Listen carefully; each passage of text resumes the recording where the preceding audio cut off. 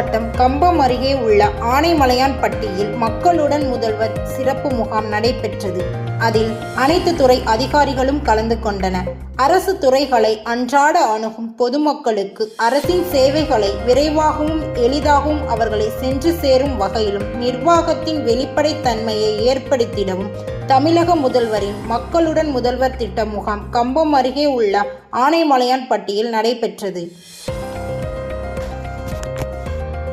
இந்த முகாமில் ஆனைமலையான்பட்டி, ராயப்பம்பட்டி, அணைப்பட்டி ஆகிய ஊராட்சிகளை சேர்ந்த பொதுமக்கள் மனுக்களை உத்தமபாளைய வருவாய் கோட்டாட்சியர் தாட்சாயினி மற்றும் உத்தமபாளைய வட்டாட்சியர் மற்றும் துறை சார்ந்த அதிகாரிகளிடம் மனுக்களை வழங்கினர். இந்த நிகழ்ச்சியில் தேனி பாராளுமன்ற உறுப்பினர் தங்க தமிழ்ச்செல்வன் அவர்கள் கலந்து கொண்டு பொதுமக்களிடம் மனுக்களை பெற்று குறைகளை கேட்டறிந்தார்.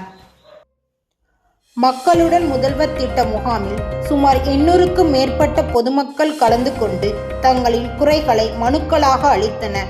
இந்த மனுக்களுக்கு உடனடியாக ஆன்லைன் மூலம் பதியப்பட்டு ரசீது வழங்கப்பட்டது. உடனே தீர்வு காண்பதற்கான நடவடிக்கையும் எடுக்கப்பட்டது.